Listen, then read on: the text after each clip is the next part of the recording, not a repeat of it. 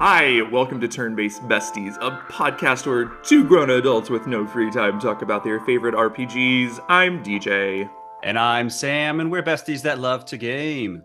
and today we're just hanging out, talking about games, talking about life. Talking about some retro RPGs, older games, one in particular, maybe. Yeah, games that are older than us, because we're babies. We're only like 17. We're just so young. That's right. And it's we will talk about it here in a second. It is my wife, Taylor's birthday. So shout out to her, which Sh- this will be released weeks after her birthday, but shout out and happy birthday. Shout out and happy birthday, Tay. Yeah. Also old. She's also not So as old young. as this game. So young, so young. Also 17. Just 17. That makes things odd and Uh-oh, awkward. it sure does. You guys had babies at too young of an age. Just kidding. JK She's speaks. young, but definitely not that young, everybody. She's only a Please. year younger than you. Yep, that's well less, but yes. Anyway, less than a year younger. So on those notes, but we were Jesus. off Speaking the of your rails, babies, right? Like, yeah, what about your babies? off the rails, Off the already freaking off the rails. rails. Can we get it back on the rails? Let's find out. I don't Um, know. so In though, when I told In that it was Mommy's birthday coming up, In proceeded to immediately get very excited and say, "Oh my gosh, we should schedule and plan a cat party for her." That was her immediate idea to do Yes. a cat party. So then In and I made things for the cat party, and so In made a pin the tail on the cat game that we will do, and then also I was like, oh, what's another little game that she can draw something for? I said, well, draw a cat with a big mouth, and I'll cut out the mouth, and then we can throw, pieces of catnip, we'll just call it cat food, whatever, into the mouth, right? Sure, I yeah. thought that was a fine little simple game. She did that, and she drew the cat that I am showing here, Okay, that's nice. and That's really good. and I am going to cut this out.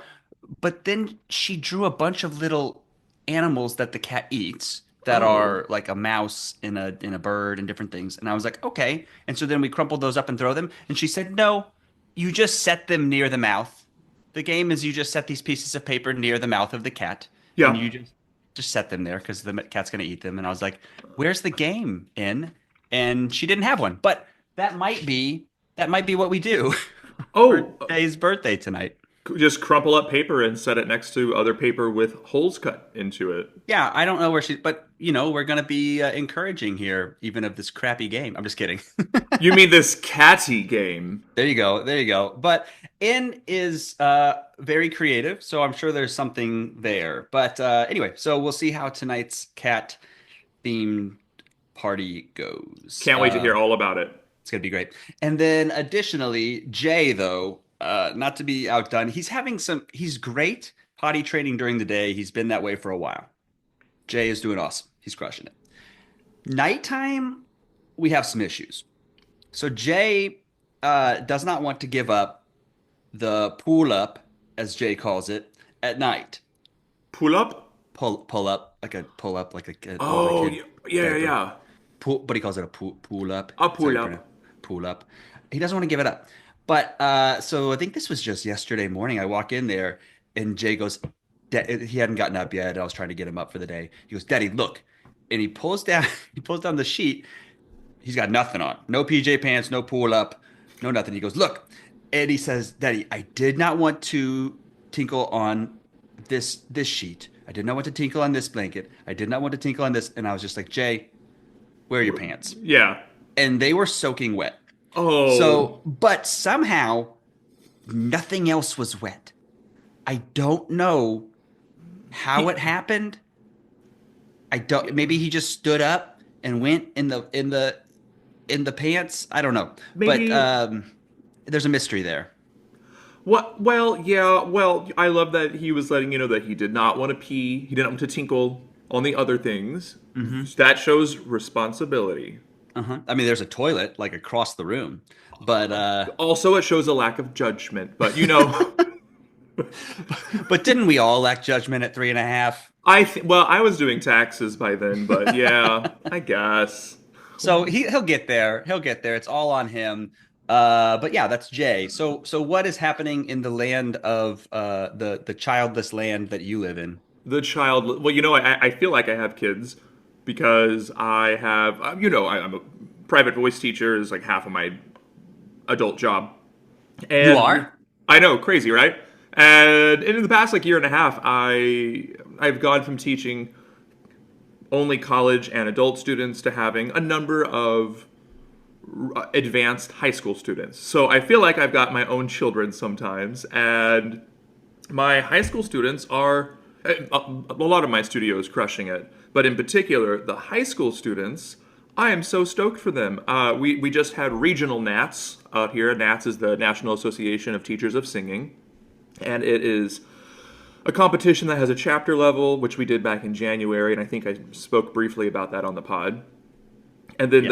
those who place at the chapter level move on to the regional level. And our region out here is Washington, BC, British Columbia, Vancouver, and Alaska and Oregon. So a sizable region, right? Hmm.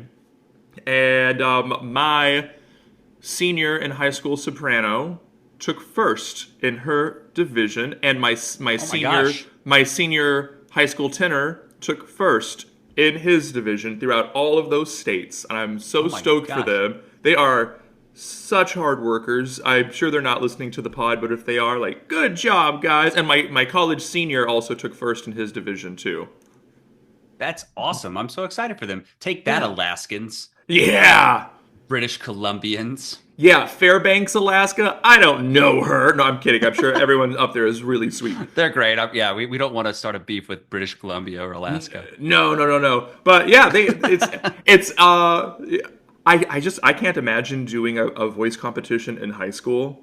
I mean, I guess if I were born 20 years later, I could. But back in the late 90s, early 2000s, when we were in high school, I just can't imagine having the time to do all of my studies, to do extracurricular activities, to and on top of that take voice lessons, and then be good enough to enter competitions and then frickin' win them. That's These true. these kids have so much. I'm Oh so yeah. impressed. I'm so impressed by them. They inspire me, man. I don't think I learned good time management until college, like halfway through. Same. I don't Yeah. think I learned it until like grad school, for sure. Yeah. I honestly, I think until like my master's, I didn't even know how to manage my time, and I still don't think I'm fantastic at it. But It gets better over time. But yeah. yeah. Yeah. Anyway, speaking of time management, I'd say it's time to move on to what the game that we're talking about today. Oh my God, Sam, I'm gonna choke you. So what game is that, DJ? What are we chatting about today? Today we are talking about Phantasy Star IV, Yes, we a are. fun sci-fi inspired art turn-based RPG that was on the Sega Genesis. Sam, why don't you give us a brief little overview of Phantasy Star IV? Absolutely. Yeah, I mean we have to cover this, right? I love sci-fi. It's a retro turn-based RPG. It's just right up the It's alleys. it's right up.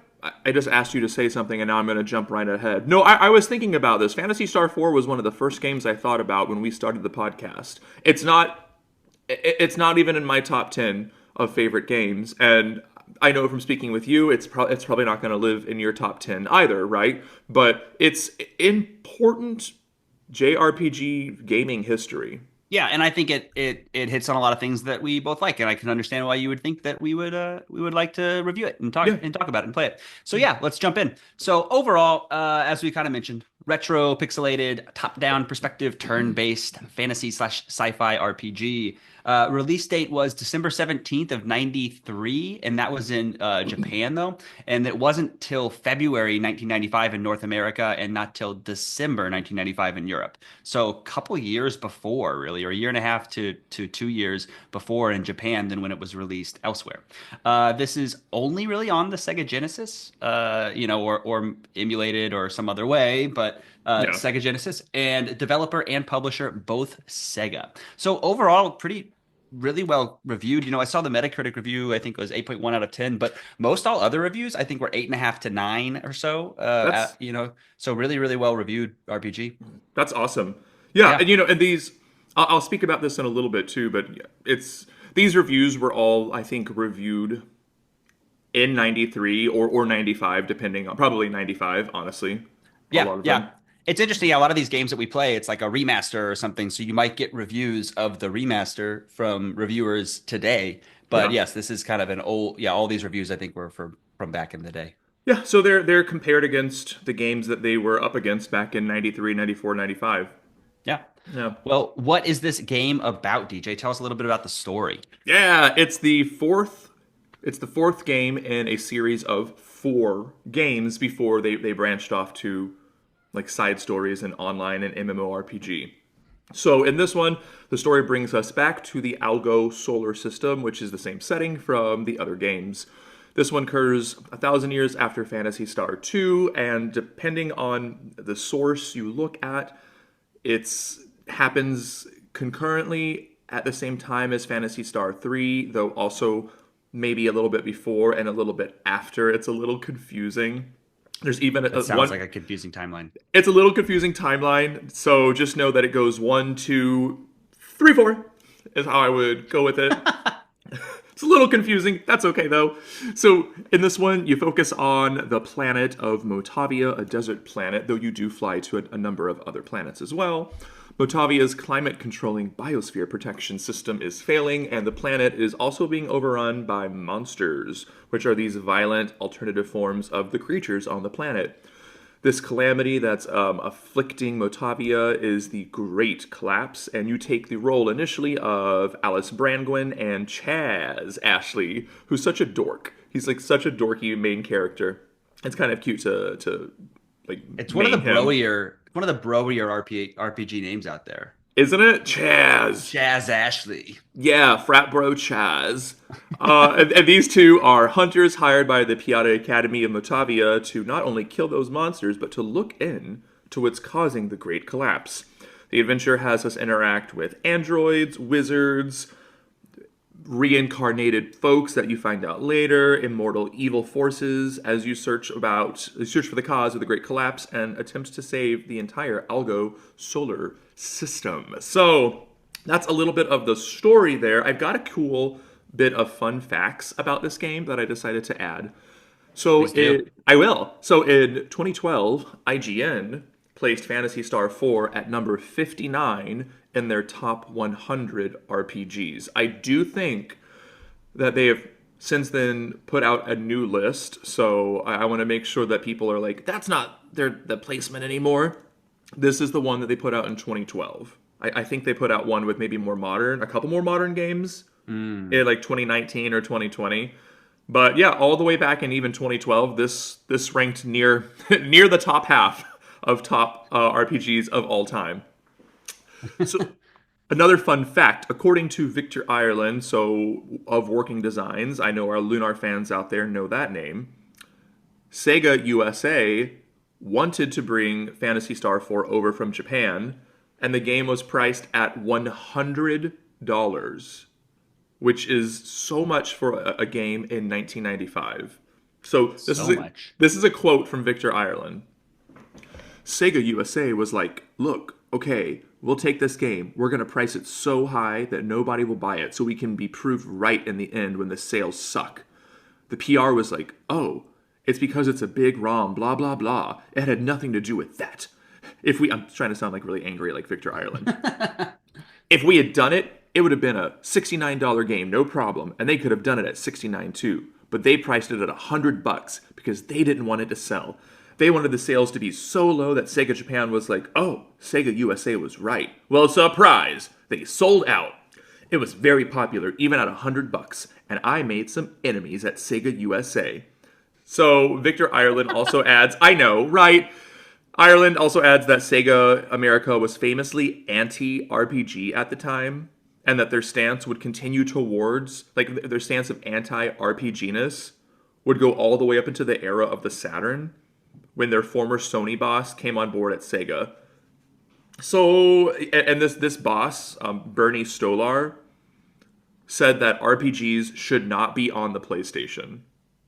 Oh my So gosh. yeah, there was a time in the U.S. I think I misspoke earlier when I said Sega USA wanted to bring it over. Sega USA wanted to just to price it at $100.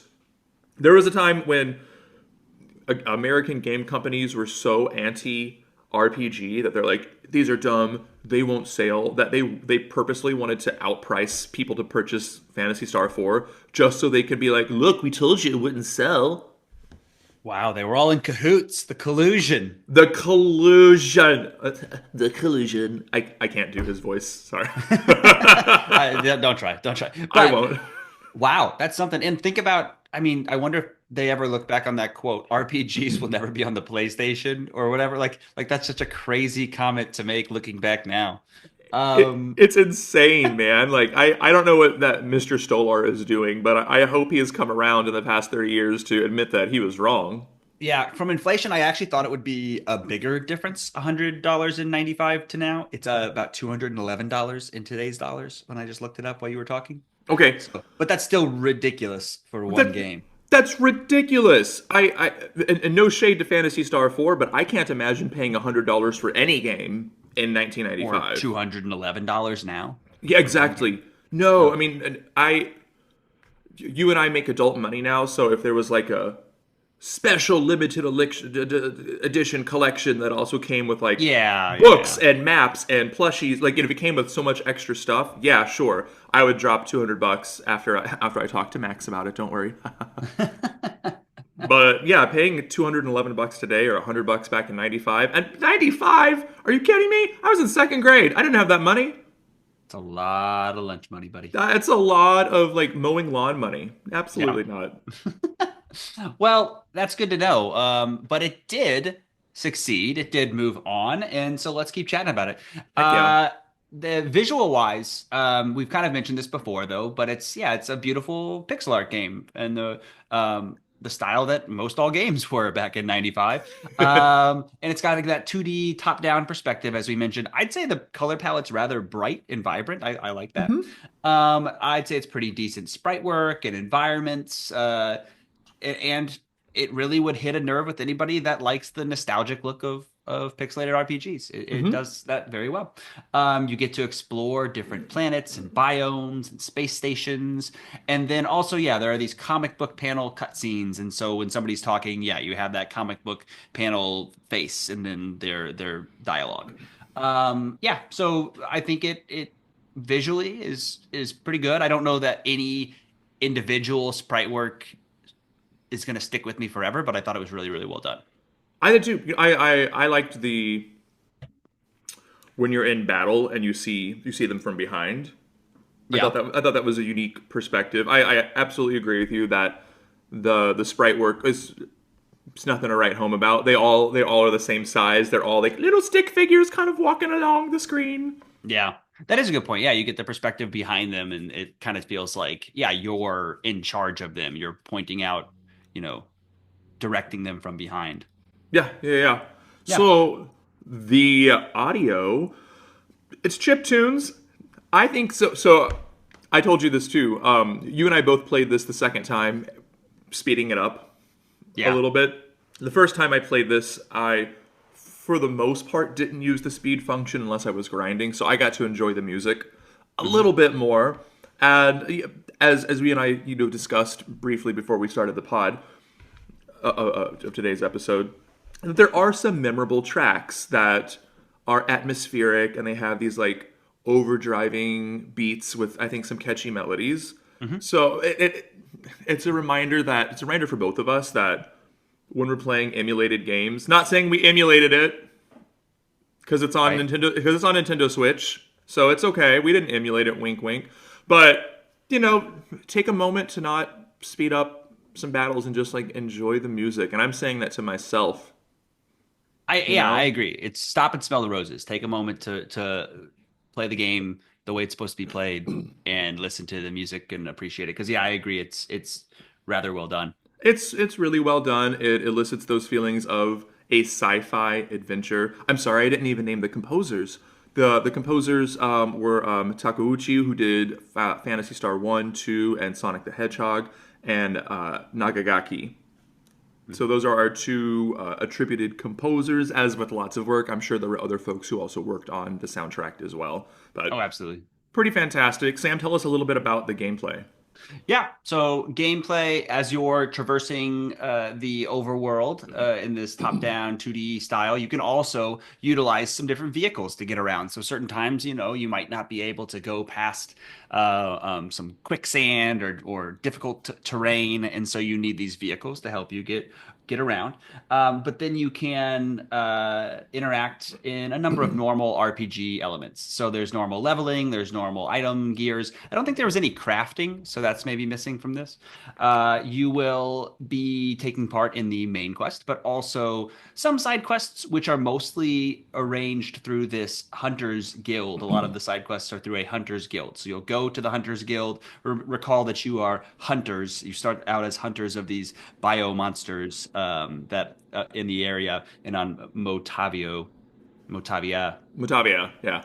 And anyway, so you might pick up a side quest or um, a Hunters Guild quest, and you can get extra XP and extra money and those kind of things by completing those side quests Yeah. while you're doing the main quest. So kind of a cool, and that was probably pretty new at the time as far as a guild quest system. Yeah, the rumor on the internet is that this was the first, or at least one of the first games that had explicit side quest guilds, like a guild for you to go to and say, hey, these are your optional storyline things you can do that you do not have to do any of them. So that seems so silly now when you think of an RPG and you think, well, there's more side quests than actual story, depending Yeah. on the Oh RPG. yeah, for sure. And Phantasy Star IV is at least one of the games that helped usher in that idea of listed, at least, side quests. So I think that's pretty cool. I think that's a nice quality of life thing. You can dig as deep as you want to in the world with side quests or not. And Yeah, so, and I um, don't think I didn't. I finished all the side quests the first time I mhm. played, and I didn't this second time. And you're not punished or penalized for not doing all the side quests. There are some like in-game gears that you can get, but you don't. The game's kind of easy. You don't really need to grind for the best gear by the time you get to the end game. Gotcha. Okay, well, good to know. Yeah, I didn't do very many of the Hunters Guild, but that's good to know that I wasn't missing too much there. No, So, as you traverse, though, you will encounter random battles. So beware. so many. There are so many. And when you get involved in these random battles, it is turn-based, as we mentioned before. You have up to 5 different party members, and you'll have your normal physical attacks, and then you have a few different other types of attacks, which is a little unique, I would say. Maybe not as unique nowadays. There's some other systems that do it like this, but Hmm. probably unique at the time. So you have the normal magic tech, they call them techniques, and you have technique points or TP. Hmm. Um, and as long as you're not an android character, so any of the human characters, you will have access to these magic or techniques. TP is basically your mana, as we mentioned, and you'll gain more and more techniques as your character levels up. These techniques can do damage, they can heal, they can buff, they can debuff, they can cause statuses, they can do a whole bunch of different things there. And again, your androids don't really have access to these magical techniques, but in general, they have stronger physical attacks, they have stronger or higher HP, and kind of that offsets the lack of access to these magical techniques. Everybody, androids and humans, will get access to skills. So skills are pretty much similar to like a magical technique in the breadth of what they can do, as far as Hmm. they can do damage, they can do a lot of other things. But it's a limited time use, number of uses, basically. And until you rest, and then you will regain all your slots to use those again. They have a whole bunch of confusing different names for what they all do that you have to learn over time and read in a guide because they don't provide that. And and then androids, interesting little side note, you can find things in chests kind of throughout, and the androids can then equip, different items to themselves that will give them a permanent skill moving forward, which I thought was a cool little wrinkle. Yeah, And it makes sense because they're an android. They can add a modular unit to themselves and have a new skill.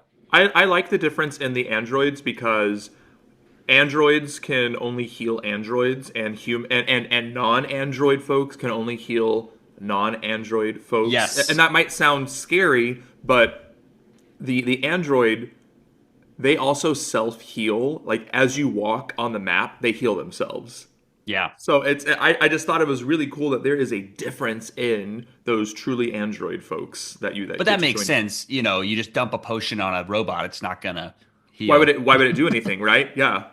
Except you're talking to the person that tried to use healing on an Android a lot before I realized that you weren't allowed to do that. And you have to Awesome. use their own skill. But the skill that does not is not labeled heal. It makes a lot of sense. So, anyway, and then there's these macros that I think are important to talk about because I thought this was cool, and I think more games should do this. The macros take some time to set up, but you set up kind of what thing you want each of your characters to do on that turn. Do you want Hmm. them to physically attack? You can have a setup, like I think most people probably do, that everybody physically attacks. You can have or you can have a setup where this person uses this technique, and this person uses this skill, and this person uses attack, and you can set them all up and know exactly which thing you want to do, and just go in and select that and hit go, and then it will do that. Oh, I guess that's important to mention is you do kind of select what each person's going to do, and then the battle each turn takes place, right? That's kind of Yeah. how it went down, Yeah. which is a Yeah. little bit different. Anyway, but the macros make things so much quicker, especially if you're grinding and you kind of know what you're going to put, and if you have to input that and find it for 5 characters, Right. that can take a little bit of time. So having the macro, boom, I know I want to do this against these type of characters. I know I want to do this against bosses. I know I want to do this here. I thought that was a special little wrinkle that I really enjoyed.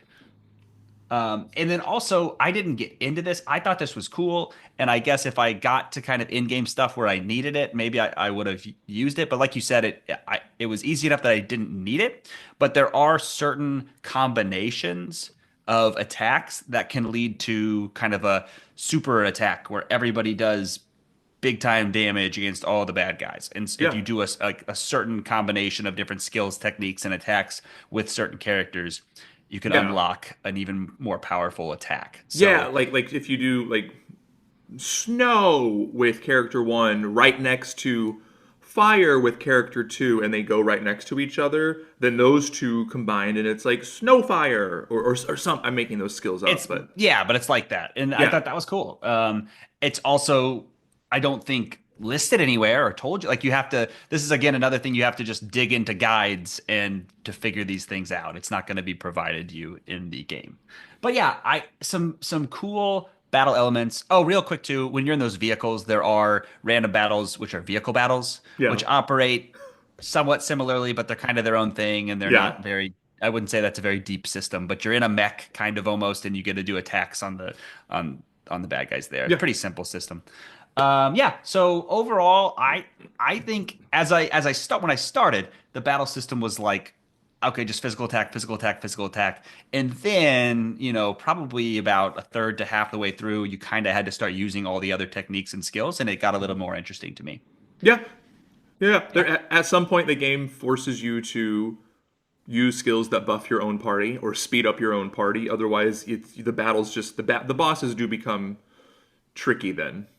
Yeah, there's definitely some techniques, and I think I lost to a boss here or there for sure, and kind of had to look at the guide to be like, and then it just tells you, oh, you have to do this one thing. Yeah. And there are a few times it's like that. It's like, oh, you have to do this, and if you don't know Or that, like you're you probably didn't in speed up your trouble. party, idiot. I know. Exactly. Yeah, yeah. It's the old RPG, retro RPG get good situation. But that's okay. There's a little bit of that in all of them. So, Yeah. speaking of favorite things though, or different game aspects, what were some of your favorite things that you interacted with in Phantasy Star 4, DJ? Yeah. Well, I think you and I both agree we like a sci-fi setting. Hmm. So I think you like a sci-fi setting a little bit more than I do, but I thought this did it really, really well, especially considering the time that it came out. I, like you, I appreciated the graphics. I think we always have to be mindful to compare a game like Phantasy Star 4 to other games that came out, and in this case, came out at the same time it came out in 93, not 95. And like, there's a reason for that. In 1993, the top games were Street Fighter 2 and Disney's Aladdin. Like I'm not making this up. Those were some of the top award-winning games in 1993. While in 1995, some top games were Virtual Fighter 2 and Twisted Metal. The graphics were just significantly different. Of course, That's a big jump over 2 years. that's a huge jump over 2 years. And then Chrono Trigger also came out in 95 as well. So that's a huge jump. So I did read a couple reviews that were put out in 95 that praised so much, but they're like, the graphics are mediocre compared to the other games that are out right now. And I'm like, well, of course they are. You're reviewing a game that was released in 95 in the US, but was released 2 years ago in Japan. I don't think that's really fair. Agreed. You Agreed. know, Yeah, it's, that's yeah, good. Good context. thank you. It is, you know. You and I have already agreed it's catchy music. I think this game is the first game to do something like the macro system. Other games that come to mind when I think of that are Final Fantasy 12 and Dragon Age Origins. So I'm sure there are games in between who did a macro type system, but Fantasy Star 4 is one of the first ones I can think of that had Yeah, that. it's pretty forward thinking. I love that it has 5 people. People who listen to the pod know that I love a big party, and this is a fun little party. As I already said, I like the over the shoulder perspective in battle. I feel like Fantasy Star series walked, so series like Star Ocean and Xeno series could run. It was kind of a proof of concept that sci-fi fantasy with an emphasis on sci-fi could actually function as an RPG or a JRPG. You know, Yeah, yeah. as we mentioned, unique side quest Hunters Guild, and I think the story's fine. It's entertaining. I wish that you and I could be gamers who are 10 or 15 years older, and we would have played games in the late 80s and the early 90s. And I bet had we played Fantasy Star 1, 2, and 3, then playing Fantasy Star 4 must have been like really satisfying Yeah. to Yeah. play. So yeah. What about you, man? What's some things that you liked about the game? So, what I liked about Phantasy Star 4, definitely the sci-fi setting. I agree with that. And working with androids. There's also, wizards and magic and whatever. But yeah, the spaceships and space stations and those kind of things and traversing planets. I love that. The macros, I agree. It's a nice touch. It's a quality of life thing when I always harp on lack of quality of life. And this is Hmm. a beautiful quality of life from a forward-thinking development team. The music, again, yeah, you have both the atmospheric, that kind of, hey, I'm on a different world here, but also the more driving beats once you get into a battle. Those are Hmm. great. The battle system having multiple different kind of magic systems or magic ability systems with the TP, the techniques and their TP, mana, and Yeah. then also just the skills, which have numbers of uses. So you kind of had to think a little bit more about how to use both of those together. Hmm. I thought that was cool, and yeah, so all those things together, I thought the battle system grew into itself and was fun to use, kind of near the end. Yeah. I am curious the cons or the least favorite aspects of this game for you. And I know I give you shit all the time of like, haha, it's an old game. Get good, Sam. But I'm willing to bet that the complaints that you have are probably pretty valid and normal complaints, and I bet I share a number of them, but let's hear them. Yeah, I think you've heard me kind of say these things a lot, but yeah, it's a lot of things that probably from somebody that started playing games a lot later. So I'm used to the creature comforts. I'm used to the quality of life things of today. And then you throw me into this where there's not a system, a tutorial system that kind of teaches you a lot of the things. Right. It's requiring you. I think it's pretty much like a guide is required reading almost for some aspects of this game. As far as what do the skills do? What do the techniques do? I mean, you can kind of learn it trial and error, but that takes a while of trial and error. Um, Yeah. yeah. So that part, just the number of things, and I don't you know me, I feel like a guide slows me down and I Yeah. don't get immersed into it and it takes me out of the experience. I Yeah. have to look down, read. Okay, now I'm trying to remember what I read and I'm trying to just make it happen on the screen rather than, oh, I know this. I'm going to go over here and do this. And then I'm going to go over here and do this. I don't want the read the guide, do the thing, read the guide, do the thing experience. Yeah. And I felt very much like I was kind of forced into that here for myself. Maybe if I replayed it again and I had the familiarity, it would feel better overall. Maybe not. And then also, it felt like once I was then stuck in that reading the guide, it was kind of like, okay, now you go to this town, and these are the best weapons to have on this person, and these are the best weapons and armor to have on this person, and these are the best weapons to have on this person. And then the item and inventory system is older and a little clunky. And so then I would spend 15 minutes sorting through, selling things, making room, putting things on, equipping, and or maybe I'd have to go out and grind to have the cash to buy those things. And then I'd come back, and then it's like, okay, 30 minutes later, and I've got the weapons I have to be scaled for this area, and that's all the time I had to play. And so then it sours me on the experience because maybe I only have 30 minutes and I wanted to go do something. And I felt like I just did inventory management and yeah, I read a thing and then made the inventory management happen. It was some, I trust me, I like inventories and menus and looking through things. If it's me being like, okay, I want this to be on this one and I want this to be on this and look, this stat, make number go up, that feels good. But this just kind of felt like, following the book telling me what to do. And so anyway, that took me out of it. Fair. Totally fair. Yeah. So yeah, that was part of it. That I think that's the main thing. And again, if I had grown up playing games, I'd probably be better at it for one. These kind of systems, and Get maybe that would, good. yeah, I probably would be. And then, yeah. So that's probably the main gripe. I felt like the dialogue was not fantastic. It felt kind of abrupt and choppy. And then it would be almost overly funny and lacked seriousness at times and just little quips when it was like you're trying to stop the world from dying and it's like what's happening here can and can I speak on that? yeah. I I think that is a result of poor translations.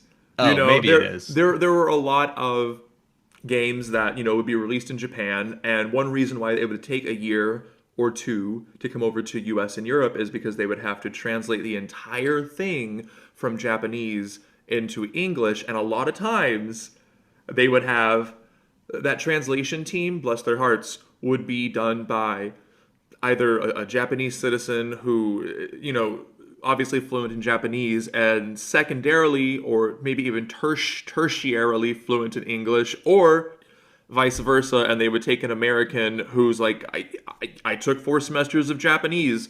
Let's see what I can do. Oh, now I have to change cultural references too. And I totally agree with you. I agree with you, by the way. Your comment, your criticism of the dialogue in this game, but I am giving it an excuse, I guess. No, but that makes sense. That's good to know. And maybe that explains too. I felt like the dialogue was similar to Fire Emblem Blazing Blade that we played. However, I would just kind of run through that dialogue because I wanted to get into the next battle set piece because I Yeah, like those so much. yeah. But I thought that the maybe the translation is similar. But anyway, I don't want to keep harping on it. But just the feeling like I was trudging through at times and not able to really enjoy the game was the biggest gripe. But anyway, what about you, Yeah, DJ? What aspects did not quite resonate with you? yeah. I want to even tag on to what you said about feeling like sometimes the game felt like a slog, and then Yeah, sometimes it didn't, and that annoys me because when the game wasn't a slog, it was a good time. It was absolutely. Yeah. it was a fun time, and that frustrates me to no end because I'd rather it just all be a terrible game so I can say, "Up, not for me. I don't want to just that's not the type of game I want to have."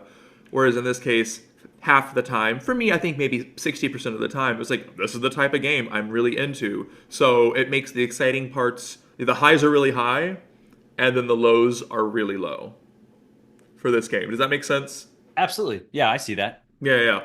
But my like specific complaints or criticism, the menus or the UI, they're gross. they're so ugly. I don't like them. They're so generic. I know it's a product of the time, but they're so gross and ugly. So for the the spell names, listen, man, I hear that the spell names all came with a game manual, not a guide, but like when you purchased the actual cartridge, the manual came with all of the names of the spells and what those actually meant. So for the younger listeners out here, when you used to buy a game, it used to come with a kind of thick booklet that would, for the Japanese games especially, it would tell you like the age and the birth date and the zodiac sign of your characters. It's so I'm not even joking. And I the believe you. weight and the weight and the height and the eye color and the hair color. It's so like a resume basically. And then they would list all of their skills and spells and exactly what they all did. And I'm not saying that's exactly what happens in this game manual, but I hear that it does clear some things up because I'm right there with you. It's like I don't know what Giat means or Nawat means, and you would see something with res in it, res, and you would think like, oh, that's probably going to resurrect somebody. Nope, no, it doesn't. Nice try. Nice try. Absolutely not though. It's like figuring out slang for people 20 years younger than you. It truly is. I felt like But we're sometimes not like old, so I don't, that's somebody else's comment. exactly. My mom drove me here to this, so it's fine. I know. Hey, I've played games with worse inventory systems, but this certainly ranks up there with some of my least favorite inventory in a game. Um, yeah, sometimes you can blame a component of a game on it being old, and then sometimes it's just poorly designed. I think this is the latter a little bit. I think it was just Okay. kind of Okay. poorly designed. I feel like the game felt a little grindy. And I know from like looking on Reddit and YouTube that compared to earlier Phantasy Star games, Phantasy Star 4 is not that grindy. I think they would call us babies and complainy. If we're calling Phantasy Star 4 grindy, don't play Phantasy Star 2. I've Oh, heard that is a slog of all slogs, king of slogs, King of Slogs. king o Okay. slogs.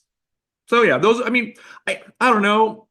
I feel like these are valid complaints. Like I was kind of nervous that we were going to come in here and I was going to have to temper you a little bit to be like, Sam, stop complaining about the game. But actually, I think these are fairly valid criticisms of an old game. I think hopefully so. And then, but I do think you're right that if it came with a manual, maybe that's just the way it used to be. Because there's plenty of modern games where you have to go into a menu and Yeah. you might have to read about a bunch of things, but it's just in the game and it's Yep. baked in. It's like a manual, but it's part of the menu. Yeah. And there are plenty of games that I will watch YouTube tutorials on the systems.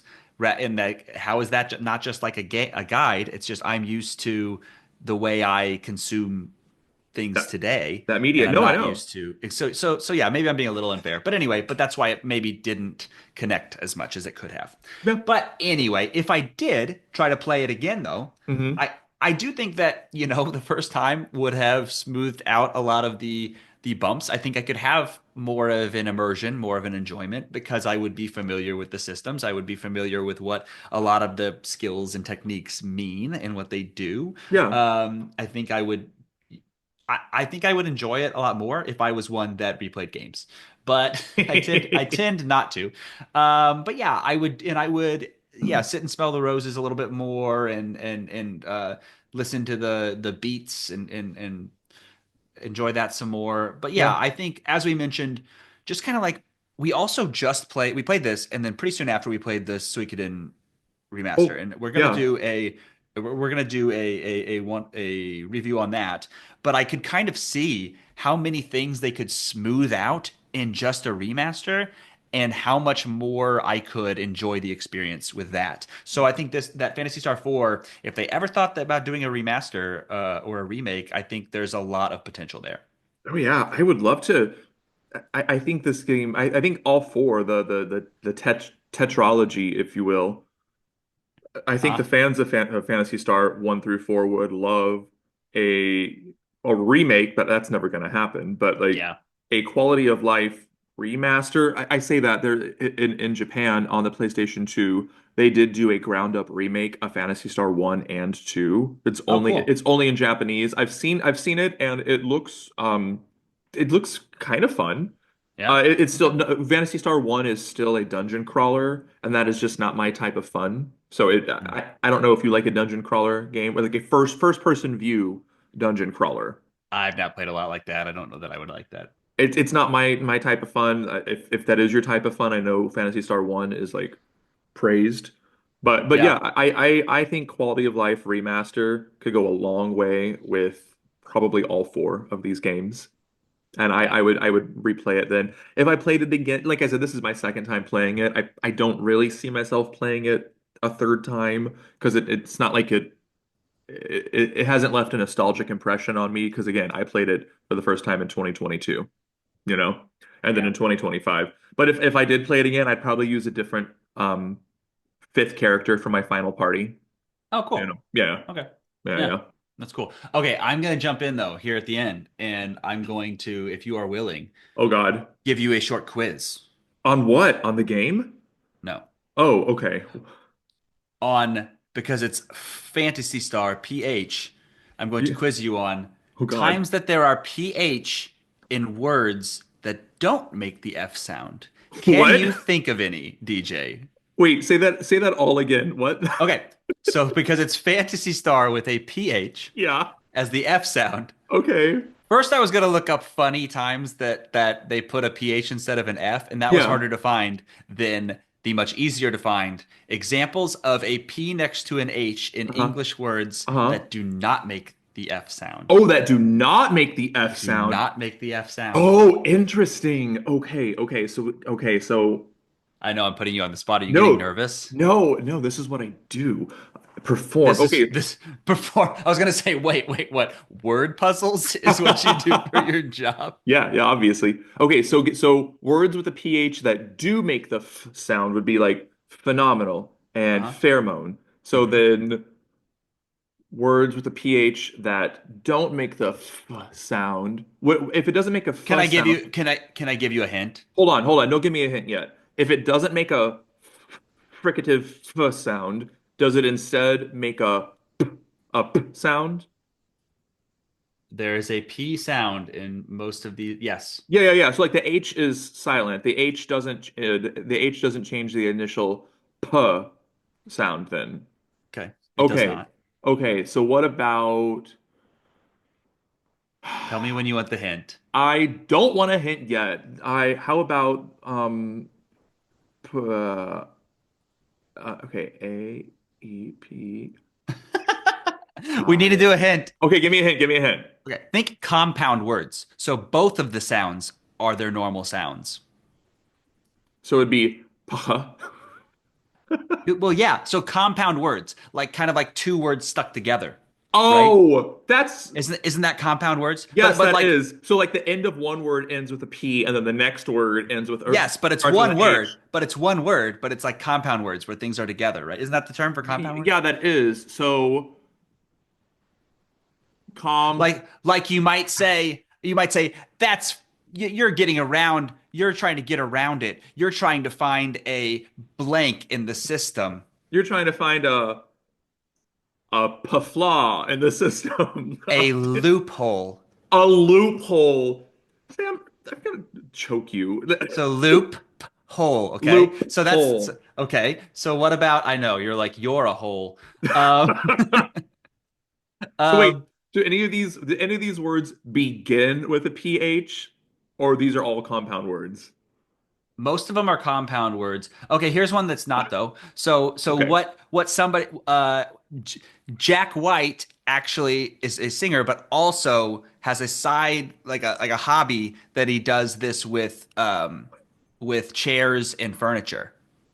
He makes them. Puts fabric on the outside of them is to He's a fabricer.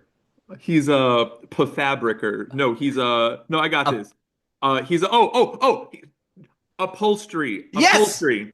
Hell upholstery. yeah. Okay, so somebody that is an eye doctor. This is another one that's not a compound word. That's the optometrist, right? Who's an eye doctor? Isn't that Yeah, it? but yes, well, that's not the doctor form. That's the Oh, is it? Oh, maybe there's probably a doctorate of optometry, so don't get mad at me, optometry. But ophthalmologist, ophthalmologist. ophthalmologist Oh, is crap. OPHTH. And then, anyway, Okay, did I make you stressed out? And so a lot of the other compound word ones are haphazard, upheaval, uphill, uphold, Oh, splap, happy. Okay. okay, Anyway, okay, okay. Cool, so cool, now cool. everybody knows because that was very important to add to this That was podcast. so important to take a game that began with PH but makes an F sound, and for me to have a quiz that finds PH words that don't make an F sound. I totally see your line of reasoning with that. It makes absolute sense. Okay, but it was fun. It was fun for me at least to watch Well, you squirm on the spot to try to think because I am so bad at word games that I know I would have done poorly, but hey, I got anyway. upholstery. You got upholstery. You did it. Yeah. Zero hints or clues at all. Well, I wasn't a Pathabriker, I guess. So, Well, all right. Well, let's land this plane here. How do we Sam, Well, what are you yeah. playing right now, man? Well, I just started. Yeah, Speaking of the sci-fis, I just started Xenoblade Chronicles X Definitive Edition. nice. So yeah, I've put only a few hours into it so far, but I'm digging it. It's fun. I love the sci-fi setting. It Fun. is different. It's more different than I was expecting than Xenoblade 3. I thought the system would be in a fine way. It's got some different changes that I like, but Cool. it's good so far. I dig it. So I think I will like it more. Um yeah, we'll just have to see. It's so early. So far at the moment, I think I'm supposed to be doing it differently. In Xenoblade 3, I would just kind of like brute force my way through everything at the beginning. And Uh-huh. in this one, there's a few missions at the beginning where they're like, this is how the monsters detect you. So sneak around. And I'm just like, no, I'm going to fight them all. And so then I was getting like stomped. And I think I'm supposed to sneak around, but I don't want to do it like that. So I might have to sneak around a little You might bit. But have anyway, to. so I'm doing that, and then some Monster Hunter Wilds still here and there. I've got a few buddies that I play with at night sometimes, so that's fun to just hop on and kill some monsters for like 20, 30 minutes and then go to bed. So that's still fun. How Oh, about that's you? exciting. Yeah. Just like you, I just beat Suikoden 1, the remaster, a couple days ago. Oh yeah, I beat that too, but I'm not Yeah, playing it currently because I'm done. that's true because I am also done, right? So at this point, I just re-downloaded Chrono Trigger because I've only played Chrono Trigger once. And Oh, I know, and it was in the pandemic. Like it was in 2020, maybe 2021 is when I yeah. played it. So I had started it a couple of times in the past Hmm. and it just got busy. And Yeah. then, we all had a lot of time in the beginning of the pandemic. So I thought, okay, I'll sit down and play this. And I get the hype. It was fun. So I just downloaded it again to make it portable on my Steam Deck because I'm such a big Lunar fan and I'm looking at toward the calendar and that game comes out in like 3 weeks. So I'm like, I don't want to start a brand new big game right now and Yeah. feel pressured to rush through that game the last Mhm. couple of days. And I'm out of town a lot for the next couple of weeks. Yeah. So I, strangely enough, just Chrono Trigger as I'm gonna kind of casually play through that. I hope that's okay because I imagine we'll do that on the pod at some point. I'm fine with it. Yeah, Yeah, totally. because you've not played it yet. I have not. No. So at some point we'll have to you have to tell me how long it takes exactly. I can look that up. And Oh, I think it's then about 18 to 20 hours, okay, and then where I can fit that in sometime in the fall maybe or something. We'll figure it out. or maybe next year. Or maybe No. next year. Because Yeah. what's going to happen is we're going to do our Baldur's Gate thing if we actually do Baldur's Gate 3 and that'll Yeah. be a lot of hours. That'll kind of consume our summers a little bit. Oh yeah, by the way, spoiler alert, we're gonna review Baldur's Gate, so stop complaining about it. Oh, was I not supposed to say that? Oh no, I no. We're gonna do no, just the I people gotta who get are like, I gotta get Baldur's Gate. I can't believe you haven't recovered Baldur's Gate yet. I can't believe Baldur's Gate wasn't in your March Madness bracket. I get it. I get it. We just neither of us have played it yet. Stop yelling at Stop us. yelling at us. Or keep That's yelling okay. at us. Yeah, if you're It's not okay. following us on social media, do it because we broke Reddit for a little bit. Come follow us and yell at us, please, on social media. We really pissed off some fans on Reddit because Sam made an awesome March Madness bracket that's ongoing right now. Yes, The we're only about quarter halfway through. we're only about halfway through, so if you're not following us at Turn Based Besties on Instagram, get your booty on over there and vote because we got some great final eight That's games right. going on Vote right for now. what you love. Tell us what we forgot. Yell at us. Make us cry. It'll be wonderful. Yeah, make us afraid to be online. No. Speaking of Speaking being of being online, online, nice, nice. You can find us at Turn-Based Messaging on Instagram. If you like this podcast and you want to listen to us on every single platform, you're in luck because we're on all of them. Listen to us on Spotify, Apple Music, YouTube, and so many more. Go to our socials. Let us know your thoughts on on Phantasy Star 4, excuse me. Or if you like any other sci-fi RPGs, email us at turnbasedbesties@gmail.com and yell at us and let us know how crappy our March Madness bracket is. We will be back um, on around April 2nd, so gosh, just in a couple days, to do a Switch 2 Direct kind of response. So yeah, that'll be kind of yeah. fun to do. So Just a short little one where we talk about the games they reveal because I think just there'll be some interesting stuff probably there. I think so too. So that'll be a fun adventure to go on. And my bestie, I love going on new adventures with you. Each Well, new episode here at Turn-Based Besties. oh, that's so sweet. Well, like we always say, Hmm. when everything in the world points right, maybe go left and see what you find. I'm Sam. And I'm DJ, and this has been another fun episode of Turn-Based Besties. Bye bye. Bye.